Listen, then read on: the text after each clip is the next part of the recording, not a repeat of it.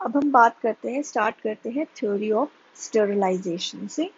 बावर नाम के जो साइंटिस्ट थे उन्होंने ये थ्योरी प्रपोज की थी और उन्होंने क्या कहा था, इनका मेन प्रिंसिपल क्या था इस थ्योरी के लिए?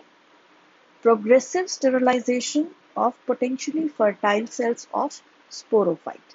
प्रोग्रेसिव क्योंकि वो स्टार्टिंग जो सिंपलेस्ट फॉर्म थी उससे आगे बढ़ रहे हैं, ठीक है, रिसिया से मार्केंशिया, फिर एंथोसेरोस एंड फिर फनीरिया। जब हम ऐसे मूव करते हैं तो एक तरह का प्रोग्रेस देखा जाता है, ठीक है। और वो किस चीज में प्रोग्रेस हो रहा है? स्टरलाइजेशन में। स्टरलाइजेशन मतलब एक तरह से प्रोटेक्ट करना, ठीक है। स्टराइल करने का मतलब क्या होता है? बैक्टीरिया और इन सब बाहर के एनवायरनमेंट से प्रोटेक्ट करके रखना। तो यहाँ पर भी क्या हो रहा है? स्टरलाइजेशन हो रही है किसकी? फर्टाइल सेल्स की। और यहाँ पर फर्टाइल सेल्स क्या है? स्पोर्स, ठीक है। तो स्पोर्स जो है वो स्टरलाइज हो रहे हैं ज्यादा से ज्यादा। रिसिया में थोड़े कम है, मार्केंशिया में थोड़े ज्यादा होंगे, फिर एंथोसेरोस में और भी ज्यादा एक तरह से प्रोटेक्टेड होंगे, और फनेरिया में सबसे ज्यादा प्रोटेक्टेड होंगे फर्टाइल सेल्स। कौन इनको स्टेराइल स्टेरलाइज करेगा या एक तरह से प्रोटेक्ट करेगा? स्टेराइल सेल्स, ठीक है। तो इन्होंने वही बात कही है कि जैसे जैसे हम आगे की तरफ मूव करेंगे, प्रोग्रेस देखी गई है किस चीज में? फर्टाइल सेल्स की प्रोटेक्शन। और वो कौन करता है? स्टेराइल सेल्स करते हैं धीरे धीरे अपना नंबर इंक्रीज करके, ठीक है। तो कैम्बल एंड स्मिथ जो थे ये साइंटिस्ट, इन्होंने भी इस थ्योरी को एक तरह से एक्सेप्ट किया, इसके फेवर में रहे। और ये थ्योरी जो है क्या प्रपोज करती है? सबसे पहले तो अ डिस्टिंक्ट डिप्लॉयड फेज जो है वो इस्टेब्लिश हुआ है, जो कि स्पोरोफिटिक है। एंड स्पोरोफाइट जो है it is the result of delayed meiosis, यानी जाइगोट में एल्गी वगैरह जो थे, लोअर प्लांट्स जो थे, उनमें मियोसिस ऑलमोस्ट तभी हो जाती है, ठीक है। जाइगोट बना, मियोसिस हुई और आगे स्पोर्स बन जाते हैं। लेकिन यहाँ पर क्या होता है? जाइगोट बनता है, जाइगोट में फिर माइटोसिस होती है, माइटोसिस से फिर स्पोरोफाइट बनता है, स्पोरोफाइट में फिर जाकर स्पोर मदर सेल्स बनते हैं और फिर जाकर उनमें मियोसिस होती है और लास्ट में स्पोर्स बनते हैं जो आगे चलकर नया गेमेटोफाइट बनाते हैं, ठीक है। इसके अलावा जाइगोट की retention with in the archegonium, ठीक है। And earlier simple sporophytes develop. सबसे पहले सिंपल स्पोरोफाइट्स थे, उसके बाद धीरे धीरे जो है कॉम्प्लेक्सिटी आई। सिंपल स्पोरोफाइट्स में जो है फर्टाइल सेल्स ज्यादा थे, स्टेराइल सेल्स कम थे। और जैसे जैसे कॉम्प्लेक्सिटी आई, जैसे जैसे नया प्लांट डेवलप हुआ, इवोल्यूशन जैसे जैसे हुई, तो फर्टाइल सेल्स कम हो गए और ज्यादा प्रोटेक्टेड हो गए by large number of sterile cells, ठीक है। तो ये चेंज आता है जब हम रिसिया या सिंपल स्पोरोफाइट से हायर मेंबर ऑफ ब्रायोफाइट तक मूव करते हैं, उसके स्पोरोफाइट तक जब हम उसको स्टडी करते हैं, जो कि फनीरिया में आ जाते हैं। फनीरिया के जो मेंबर्स हैं वो इसमें आ जाते हैं, ठीक है। तो उन्होंने क्या कहा कि यहाँ पर नीचे भी आप देख सकते हो, रिसिया जो है, रिसिया से मूव करेंगे, सिंपलेस्ट फॉर्म है स्पोरोफाइट की। उसके बाद थोड़े से और स्टेराइल सेल्स इंक्रीज हो जाएंगे स्पेरोकार्पस में, फिर टर्गिगोनिया जो है उसमें और भी ज़्यादा नंबर इंक्रीज हो जाएगा, और ऐसे ही मार्केंशिया आएगा जिसमें और भी ज़्यादा स्टेराइल सेल्स होंगे, और फिर पेलिया है, रिकार्डिया है एंड एंथोसिरोस है एंड देन लास्ट में फनेरिया है, जिसमें बहुत सारे स्टेराइल सेल्स हैं and fertile cells well protected preserved है उन स्टेराइल सेल्स के बीच में। ठीक है, यहाँ पर नेक्स्ट जो है ये डायग्राम है किसका, रिसिया का। ठीक है, रिसिया का थैलस है, थैलस के अंदर ये जो गोल स्ट्रक्चर है ये जो है स्पोरोफाइट है। ठीक है, सर्कुलर एक सिंगल लेयर है सेल्स की जो कैलिप्ट्रा की है। ठीक है, ये स्टेराइल सेल्स है। इसके अलावा इस स्पोरोफाइट में जो भी सेल्स हैं वो फर्टाइल सेल्स हैं जिनको नियोस्पोर कहा गया है। तो रिसिया में सिर्फ एक लेयर होगी स्टेराइल सेल्स की, सिंगल लेयर जो कैलिप्ट्रा कहलाएगी। बाकी इसके अंदर जितना भी मैटर होगा सेल्स होंगे वो सारे के सारे फर्टाइल होंगे। ठीक है, ये सिंपलेस्ट स्पोरोफाइट है रिसिया का।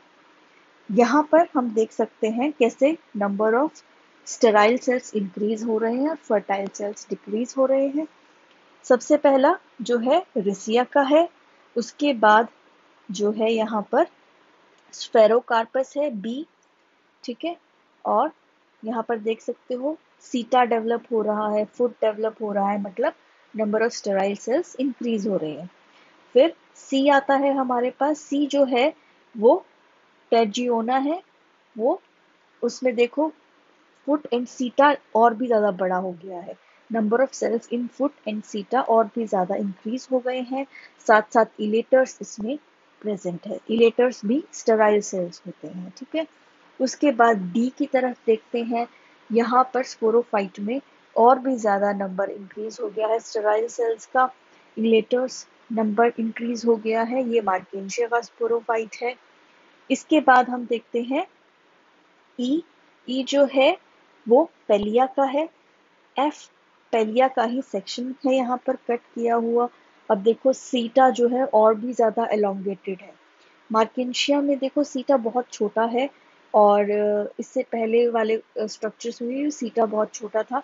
यहाँ पर सीटा जो है वो बहुत ज़्यादा बड़ा है, साथ में बेसल इलेटोफोर है वो डेवलप हो गया है यहाँ पर। ठीक है, कैप्सूल बड़ा है, कैप्सूल में मल्टीपल लेयर्स आ गई हैं, सिर्फ कैलिप्ट्रा नहीं रहा है, अब और भी ज़्यादा लेयर्स ऐड हो गई हैं and this indicates increase in number of sterile cells. ठीक है, कंपेयर करेंगे फर्टाइल एंड स्टेराइल सेल्स के नंबर को, तो स्टेराइल सेल्स ज़्यादा हैं, फर्टाइल सेल्स कम है। और लास्ट में जी है रिकार्डिया, इसको देख सकते हैं, इसमें और भी ज़्यादा सीटा एलोंगेटेड है, नंबर ऑफ फर्टाइल सेल्स कम है और स्टेराइल सेल्स ज़्यादा है। अब हम बात करते हैं दूसरी थ्योरी, रिडक्शन थ्योरी की। Kashyap, church, Gable and Evans जो थे ये साइंटिस्ट, इन्होंने ये रिडक्शन थ्योरी दी थी।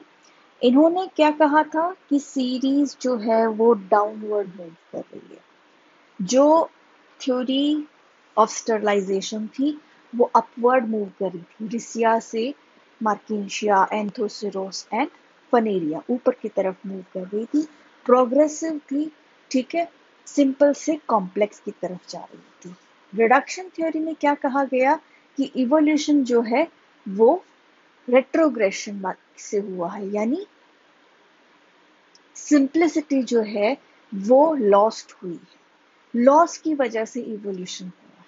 ठीक है, और जो इवोल्यूशन है वो कैसे है, जो सबसे सिंपल है वो सबसे एडवांस्ड कहा इन्होंने और वो सबसे पहले प्रेजेंट था, और जो सबसे कॉम्प्लेक्स है उनको उन्होंने कहा सबसे लेस इवॉल्व, और वो क्या कहा उसको कि वो सबसे ज्यादा एक तरह से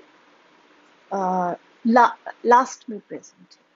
ठीक है, तो सीरीज कैसी है, डाउनवर्ड मूव करती है। जब हम इवोल्यूशन को स्टडी करते हैं तो सीरीज जो है सिंप्लिसिटी से कॉम्प्लेक्सिटी की तरफ जा रही है, लेकिन उन्होंने सिंप्लिसिटी से कॉम्प्लेक्सिटी की तरफ जाने को एक तरह से रिट्रोग्रेसिव कहा गया है कि ये एक लॉस है, लॉस ऑफ सिंप्लिसिटी। ठीक है, तो उनका एम्फेसिस मेन क्या था, सिंप्लीफिकेशन पे। जितना सिंपल होगा उतना ज्यादा वो एडवांस होगा। ठीक है, तो उनके अकॉर्डिंग रिसिया, जिसमें सबसे सिंपल स्पोरोफाइट था, वो सबसे ज्यादा एडवांस था, जबकि फनेरिया जो सबसे कॉम्प्लेक्स है ब्रायोफाइट्स में, वो सबसे ज्यादा एक तरह से बेसिक कहा गया। ठीक है, सबसे कम एक तरह से इवॉल्व या सबसे कम फीचर्स जो हैं वो फनेरिया की कहे। ठीक है, तो उन्होंने क्या कहा, from Riccia to Funaria simplification was lost in a degenerative pathway. ठीक है, रिसिया को उन्होंने परफेक्ट स्टेज कह दिया। ब्रायोफाइट की परफेक्ट स्पोरोफिटिक स्टेज जो है वो रिसिया की है। और जैसे जैसे रिसिया से दूसरे प्लांट्स आगे डेवलप हुए, इवॉल्व हुए, वो सब कम एक तरह से परफेक्ट होते गए। ठीक है, उनकी सिंप्लीफिकेशन लॉस होती गई। सिंप्लीफिकेशन लॉस होने का मतलब था उनका जो इवोल्यूशन था वो कम होता गया। ठीक है, वो इवोल्यूशन से एडवांस एक तरह से जो उसके फीचर्स थे वो उसके लूज होते गए, परफेक्ट स्टेज से वो दूर होते गए। ठीक है, तो यहाँ पर स्टडी कैसे किया है, अब उल्टा स्टडी कर।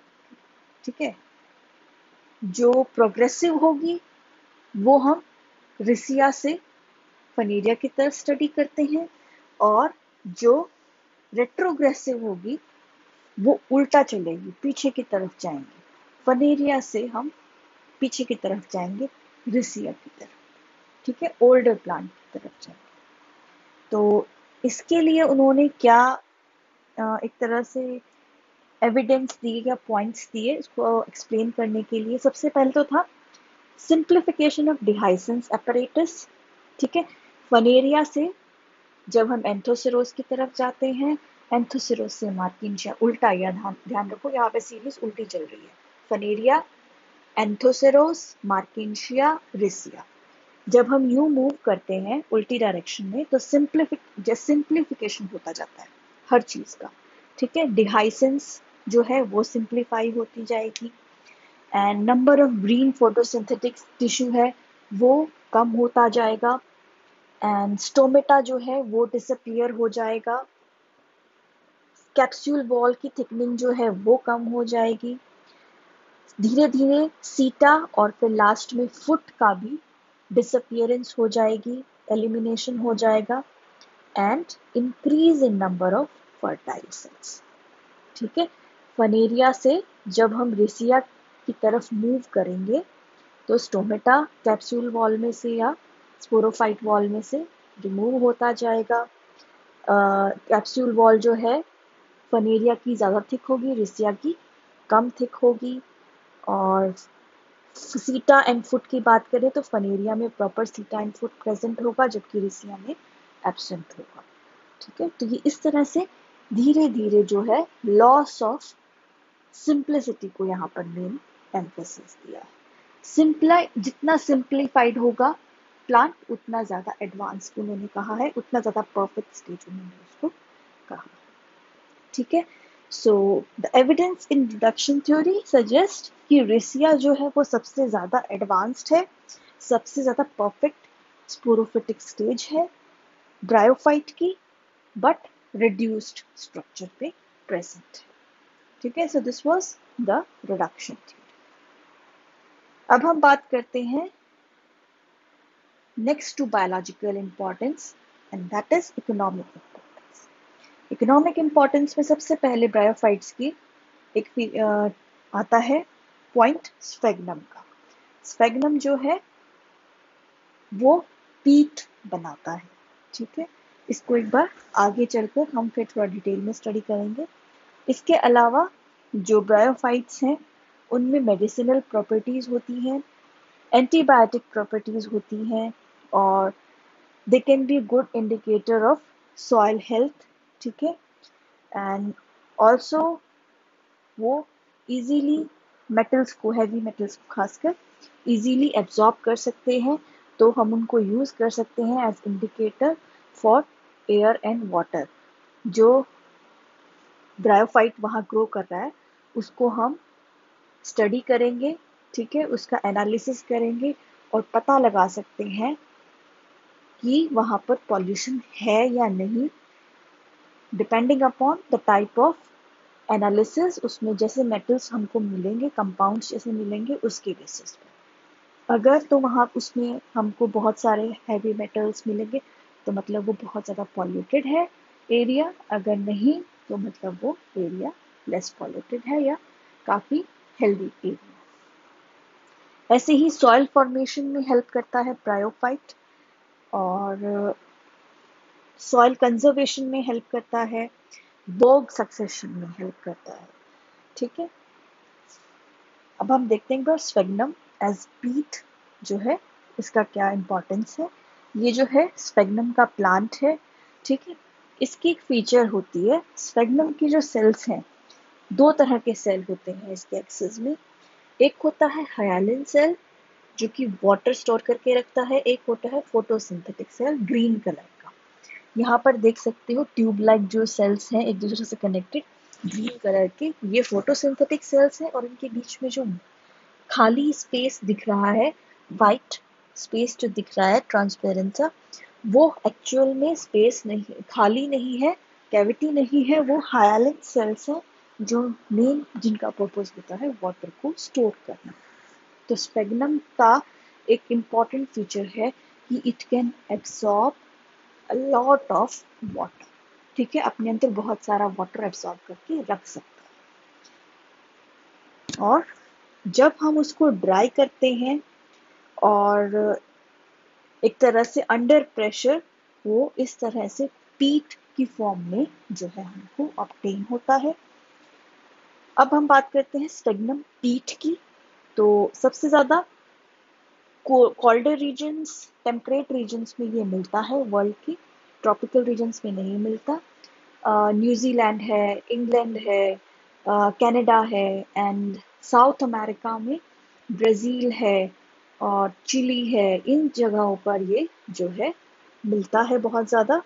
और इसको यूज़ किया जा सकता है एज अ फ्यूल, और इथाइल अल्कोहल फर्मेंटेशन के थ्रू अल्कोहल ऑब्टेन करने के लिए इसको यूज़ किया जा सकता है। अमोनियम सल्फेट इससे बनाया जा सकता है, ऑब्टेन किया जाता है। कुछ नाइट्रेट्स जो हैं वो भी इससे ऑब्टेन किए जाते हैं। Brown dye and tanning material जो है वो भी इससे ऑब्टेन किया जा सकता है। इंडस्ट्रियल प्रोडक्ट्स की बात करें तो तार, एमोनिया एंड पैराफिन जो है वो इससे ऑब्टेन होता है। Manufacturing of paper, would fabrics, artificial would and mattress filler के लिए इसको यूज़ किया जाता है। हॉर्टिकल्चर में इसको सॉइल हेल्थ इम्प्रूव करने के लिए यूज़ किया जाता है। जो स्पेगनम होता है ये सॉइल को एसिडिक बनाता है, ठीक है। जो पीट है, स्पेगनम पीट, ये एसिडिक बनाता है सॉइल को। और दूसरा, इसकी वाटर होल्डिंग कैपेसिटी की वजह से ये सॉइल को हेल्दी भी एक तरह से मॉइस्ट भी बनाता है, वाटर रिच भी बनाता है। और पैकेजिंग एंड शिपमेंट में इसको बहुत ज़्यादा यूज़ किया जाता है क्योंकि इसमें इसके जो सेल्स हैं हाइलिन सेल्स की वजह से जिनमें वाटर स्टोर होता है, ये अपने आसपास एक मॉइस्ट एनवायरनमेंट बनाकर रखते हैं, ठीक है, जो कि यूज़ किया जाता है फ्लावर्स को, vegetables, fruits, bulbs and tubers की शिपिंग में या ट्रांसपोर्ट में, ठीक है, ताकि मॉइस्चर इनके आसपास बना रहे, ये सूखे नहीं, ड्राई ना हो, ठीक है, खराब ना हो इस वजह से। सर्जिकल ड्रेसिंग में इसको यूज़ किया जाता है। स्पेगनम जो होता है इसमें एंटीसेप्टिक प्रॉपर्टीज़ होती हैं जिसकी वजह से इसको पट्टी वगैरह बनाने में, बैंडेजेस बनाने में इसको यूज़ किया जा सकता है, ठीक है। अभी कुछ दिन पहले जो वर्ल्ड एनवायरनमेंट डे था उस पर WWF ने एक पोस्ट शेयर भी की थी। व्हाट आर पीटलैंड्स, पहले तो ये देखो कि पीटलैंड्स जो हैं वो वेटलैंड्स जो हैं उनमें मिलते हैं, और ऑलमोस्ट 3% जो है अर्थ का सरफेस जो है वो कवर किया हुआ है इन्होंने। And it basically means peat soil and the habitat growing on its surface, ठीक है। यहाँ पर देख सकते हो ये एक बड़ा पीक लेंथ है। और उन्होंने एक फैक्ट और बताया है कि वर्ल्ड की 30% कार्बन जो है, ग्लोबल कार्बन का 30% वो पीक लैंड में स्टोर्ड रहता है। तो एक तरह से कार्बन को स्टोर करने में भी ये हेल्प करता है। और ये जो है यहाँ पर देख सकते हो वाटर कंटेंट बहुत सारा है। और पीक जो है, स्पेगनम जो है वो यहाँ पर ग्रो किया हुआ है। और ये आगे चलकर ड्राई होता है। ड्राई होने के बाद डीके होता है, पार्शली डिकम्पोज होता है और कन्वर्ट हो जाता है पीक में। अब बार बार ये प्रोसेस होता जाता है और नई लेयर्स जो है स्पेगनम प्लांट की ऊपर इसके ग्रो करती रहती है और नीचे ये बाकी इकट्ठा डिपॉजिट होता जाता है। ठीक है। So this was about the पीट, स्पेगनम पीट। ठीक है। स्पेगनम पीट जो है एक इम्पॉर्टेंट इसमें टॉपिक है। कई बार इस पे नोट लिखना आ जाता है, शॉर्ट नोट, 4 मार्क्स का या 3 मार्क्स का। तो इम्पॉर्टेंट है, इसको अवॉइड मत करना। इसको थोड़ा समझो कि ये है क्या। स्पेगनम एक टाइप का ब्रायोफाइट है, वो पीट बनाता है। पीट एक्चुअल में होता क्या है, ये पार्शली डिकम्पोज्ड ऑर्गेनिक मैटर होता है rich in moisture, rich in water content. ठीक है। तो वो ज़्यादातर जो होता है पीट स्पेगनम का ही बना होता है। और कुछ प्लांट पार्ट्स हैं वो भी इसको बना सकते हैं, लेकिन मेजॉरिटी ऑफ पीट इज मेड ऑफ स्पेगनम। ठीक है। इसके अलावा और डिटेल में जो इसकी इकोनॉमिक इम्पोर्टेंस है, ब्रायोफाइट्स की इकोनॉमिक इम्पोर्टेंस है, वो शेयर कर दी जाएगी आपके साथ आज गूगल क्लासरूम में। ठीक है। और इसमें जो भी कोई पॉइंट अगर नहीं समझ में आया है, थ्योरी है वो नहीं समझ में आई है, तो पूछ सकते हो व्हाट्सएप ग्रुप पे। नेक्स्ट इसके बाद आपका स्टार्ट होगा टेरिडोफाइट्स। ठीक है। Okay then, take care, have a good day.